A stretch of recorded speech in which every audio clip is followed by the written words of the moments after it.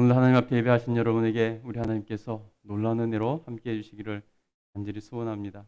오늘 여러분이 기도하는 그 기도에 우리 하나님께서 응답해 주실 줄 믿습니다. 아멘. 예, 오늘은 예수님께서 이 포도원 농부 비유를 통해서 말씀하고 계십니다.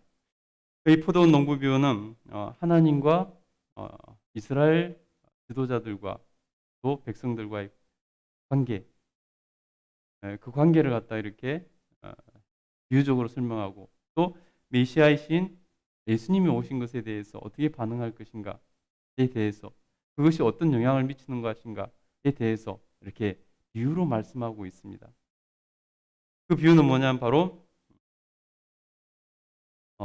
포도원 주인과 포도원과 농부 이렇게 비유를 하고 있습니다.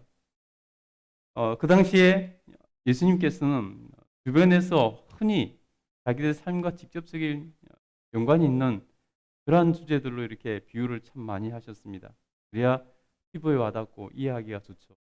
도시화된 시대에 살아가는 우리는 이게 막 피부에 와닿기가 어려울 수도 있습니다. 그러나 여러분 이 비유는 충분히 이해할 수 있을 것입니다. 오늘 보시면요, 우리 9절부터 한번 읽어보도록 하겠습니다. 읽겠습니다. 시작. 그가 또 이 비유로 백성에게 말씀하시기 시작하시니라. 한 사람이 포도원을 만들어 농부들에게 새로 주고 타국에 가서 오래 있다가 때가 이름에 포도원 소출 얼마를 바치게 하려고 한 종을 농부에게 보내니 농부들이 종을 몹시 때리고 그저 보내었거늘. 예, 보시면 한 사람이 포도원 주인이죠. 한 사람이 포도원을 만들어서 농부들에게 세를 주었다는 것입니다. 농부들에게 맡겼다는 거죠. 예, 농부들은 청지기가 된 것입니다. 그리고 한국에 가서 오래 있다가 농사 짓는 것에 대해서 직접 관여를 한 것이 않은 거죠. 때가 이름에 포도원 소출을 바치게 하려고 자기의 종을 농부들에게 이렇게 보냈습니다. 근데 당연히 농부들이 자기들이 소작농이기 때문에 땅을 빌려서 농사를 짓기 때문에 그 정당한 대가를 지불해야 됨에도 불구하고 농부들이 종을 몹시 때리고 빈손으로 보냈다는 것입니다. 여러분, 오늘 이 비유에서 바로 포도원의 주인은 하나님을 이렇게 뜻하는 것이고요. 포도원은 백성들을 뜻하는 것입니다. 그리고 농부는 이스라엘의 지도자들, 그들을 말을 하고 있는 것입니다. 그래서 하나님께서 백성들을 그 이스라엘 지도자들에게 권위를 줘서 맡겼다는 것입니다. 그래서 포도원 농부들, 그들은 백성들을 잘 돌보고 잘 이렇게 해야 된다는 것입니다. 그래서 주인이 때가 되어서 열매를 내놓으라는 것입니다. 그들에게 합당한 열매를 요구하는 거죠. 그런데 그 지도자들은, 그 농부들은 그것을 거부합니다. 자기들이 다 갖겠다는 거죠. 비상식적이고 바르지 않는 것이죠. 여러분, 하나님께서 종들을 보내서, 여기서 종은 여러분 하나님께서 선지자들을 보낸 그 사건들을 말을 합니다. 선지자들을 하나님께서 보내셔서 이스라엘 백성의 그 역사 가운데서 하나님께서 끊임없이 선지자들을 보내서 그들을 하나님께 합당한 길로 인도하시려고 했습니다. 그런데 그들은 선지자들을 때리고 죽이고 거절한 일들이 다반사가 있었다는 거죠. 우리가 예레미야서를 읽어보면 대표적으로 알 수 있습니다. 여러분, 에스겔서를 읽어보면 또 우리가 알 수 있죠. 그래서 그 상황 가운데 있는 그 환경, 그 상황을 지금 이 포도원 농부 비유로 이렇게 하고 계신다는 것입니다. 여러분, 하나님께서 우리에게 뭔가를 맡겼다면은 그에 합당한 열매를 하나님께 올려드려야 된다는 것입니다. 오늘 그 농부들이 종을 때려서 돌려보냈습니다. 그러자 하나님이 어떻게 하십니까? 우리 11절 보겠습니다. 11절, 12절 보겠습니다. 시작. 다시 다른 종을 보내니 그도 몹시 때리고 능욕하고 거저 보내었거늘 다시 세 번째 종을 보내니 이 종도 상하게 하고 내쫓은지라. 하나님께서 그럼에도 불구하고 거듭거듭 참으시고 인내하시고 다시 또 다른 종을 보내고 다시 또 다른 종을 보냈다는 것입니다. 그럼에도 불구하고 그들은 회개하지 않고, 그럼에도 불구하고 그들은 하나님을 무시하고 여전히 종을 때려서 보냈다는 것입니다. 하나님께서 이스라엘 백성들이, 특별히 이스라엘 지도자들이 얼마나 하나님에 대해서 무감각하고 하나님 말씀에 대해서 얼마나 악하게 반응하고 있는가를 이 비유를 통해서 말씀하고 있다는 것입니다. 여러분, 이제 최종적으로 이 농부는 자기 아들을 보내기로 작정을 합니다. 자기 아들은 존중해 주겠지 하는 마음이라는 것입니다. 우리 13절 한번 읽어보겠습니다. 13절 읽겠습니다. 시작. 포도원 주인이 이르되 어찌할까? 내 사랑하는 아들을 보내리니 그들이 혹 그는 존대하리라 하였더니, 14절입니다. 농부들이 그를 보고 서로 의논하여 이르되 이는 상속자니 죽이고 그 유산을 우리의 것으로 만들자 하고. 하나님께서 얼마나 오래 참으시는지, 어디까지 참아주시는지를 볼 수 있다는 것입니다. 이제 아들을 보내기까지 참고 계신다는 것입니다. 그리고 하나님께서 우리의 잘못에 대해서, 우리의 죄에 대해서 얼마나 하나님께서 오래 참으시는가 하는 것을 우리는 알아야 된다는 것입니다. 최종적으로 이제 아들까지 하나님께서 내어주시는 것입니다. 그래서 독생자 예수 그리스도께서 우리를 위해서 이 땅에 오시지 않았습니까? 예수님께서는 그것을 지금 비유로 말씀하고 있는 것입니다. 그런데 아들은 존대하리라 했는데 농부들이 어떻게 하죠? 농부들이 그를 보고 의논해서 이는 상속자니 죽이고 그 유산을 우리의 것으로 만들자. 그는 상속자니 그를 죽이고 우리의 것으로 만들자. 하나님을 거절하는 거죠. 하나님께서 선지자를 보내서 그들을 부르시고 그들을 하나님께서 기회를 주시고 심지어 이제 아들까지 보내셨는데 그들은 하나님을 거절합니다. 거부합니다. 사실 무서운 거죠, 여러분.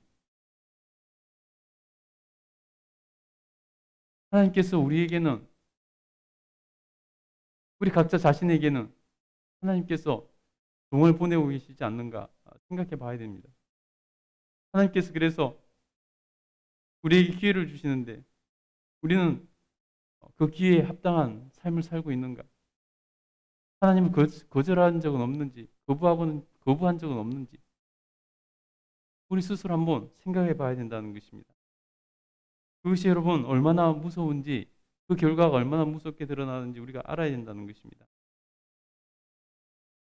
그래서 여러분 15절에 보니까 포도원 밖에 내쫓아 죽였느니라.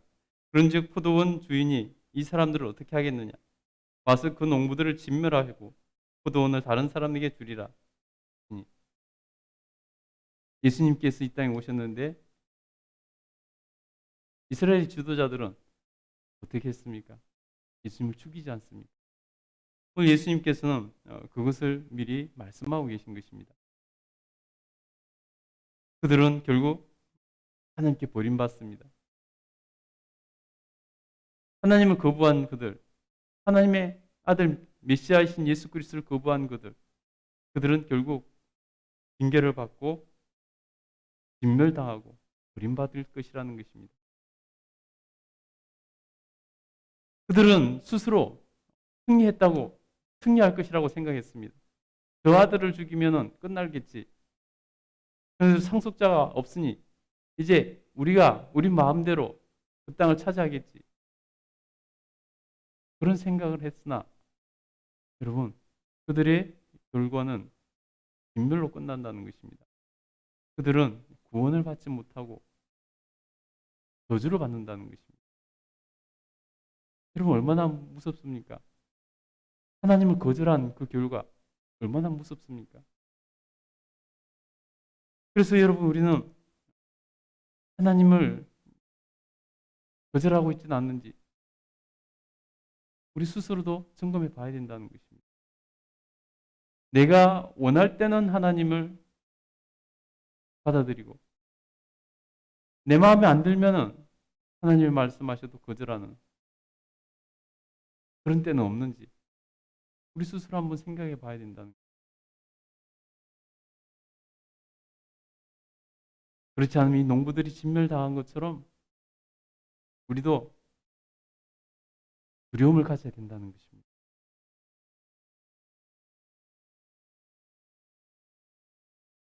그래서 여러분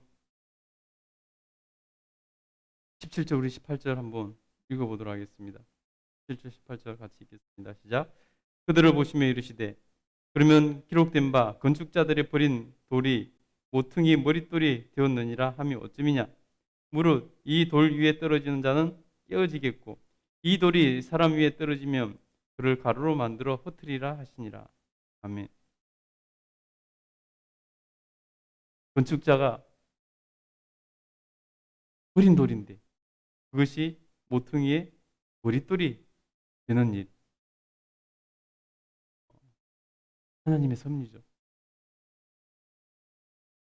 건축자가 거부했는데 버렸는데 그것이 모퉁이의 머릿돌이 된다는 것입니다. 기준이 된다는 것입니다. 여러분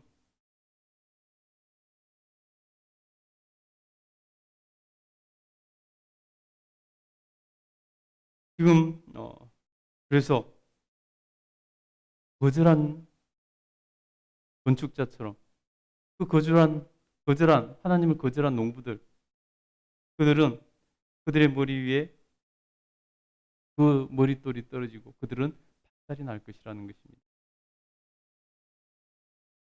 그리고 종말의 때 누가 심판을 합니까? 우리 모두는 하나님의 심판대 앞에 서게 된다는 것입니다. 그 종말의 때 여러분 예수님을 거절한 인생은 마치 머릿돌이 그 머리에 떨어져서 산산조각 나는 것처럼 그런 인생이 될 것이라는 것입니다. 그러니 여러분 우리가 두려움을 가지고 우리가 그 하나님께서 우리를 찾고 기회를 주시고 할 때 우리는 그 기회를 잃어서는 안 된다는 것입니다. 오늘 이스라엘 백성들은 예수님을 거절합니다. 거부합니다. 예수님을 십자가에 못 박아 죽입니다. 그러나 예수님께서는 죽음을 이기고 부활하시고 승리하십니다. 우리가 확실히 주님을 따르는 삶을 살아야 되는 것입니다. 우리가 확실히 주님을 고백해야 되는 것입니다. 우리가 확실히 순종하는 삶을 살아야 됩니다. 그렇지 않으면요, 우리가 신용만 하면은 버림받은 이스라엘의 지도자처럼 19절에 그들을 서기관과 대제사장들이라고 했습니다. 스스로 하나님을 잘 믿는다고 하는 자들, 그들이 버림받습니다. 여러분 우리가 새벽 예배를 드리고 이 말씀을 받는 그러한 때까지 열심을 내는 분들은 그래서 오히려 더 우리가 자기 자신을 살피고 경성하고 깨어 있어야 된다는 것입니다. 더 두려운 마음으로 하나님께 순종하는 삶을 살아야 되는 것입니다. 나는 새벽 예배도 드리고 이렇게 열심히 큐티도 하고 이렇게 열심히 살아가는데 그런 마음이 여러분 오히려 자기 마음대로 자기 중심으로 자기 뜻대로 살았던 이 지금 서기관들과 대제사장들 여러분 사실 그들은 우리가 생각하는 것처럼 그렇게 삶의 행위로 보면요 그들의 본질이 잘못됐지만은 밖으로 드러나는 것을 보면요 그대로 나름대로 노력하고 애썼던 사람들입니다. 그렇지만 여러분 그들은 결국 자기들이 정말로 하나님을 잘 숨긴다고 했는데 결과는 버림받았다는 것입니다. 진멸당한다는 것입니다. 그러니 더 두려운 것이죠. 우리가 하나님 앞에 새벽 예배도 드리고 큐티를 한다 그래서 나는 이제 신앙생활 잘해. 나는 이제 분명히 구원받고 천국 가. 이런 것이 아니라는 것입니다. 우리의 기준이 중심이 온전히 주님께 있어야 된다는 것입니다. 그래서 오늘도 우리가 주님을 내 삶에 어떤 영역에서는 인정하고 받아들이고 어떤 영역에서는 거절하고 거부하고 있지는 않은지 우리가 그것을 살필 수 있어야 됩니다. 그래서 하나님 앞에서 정말 내가 내 마음대로 어떤 부분은 수용하고 어떤 부분은 거절하는 그런 삶을 살면은 서기관과 바리새인들과 같은 대제사장들과 같은 그런 존재밖에 되지 않는다는 것을 여러분 꼭 기억하시기 바랍니다. 그래서 하나님께서는 우리에게 온전한 순종을 원하신다는 것 다시 한번 꼭 기억할 수 있기를 소원합니다. 오늘 하루가 하나님 앞에서 또 정말 순종함으로 인정받는 하루가 되시고 하나님 주신 복을 누리는 복 있는 하루 되시기를 간절히 축복합니다. 아멘. 우리 기도하겠습니다.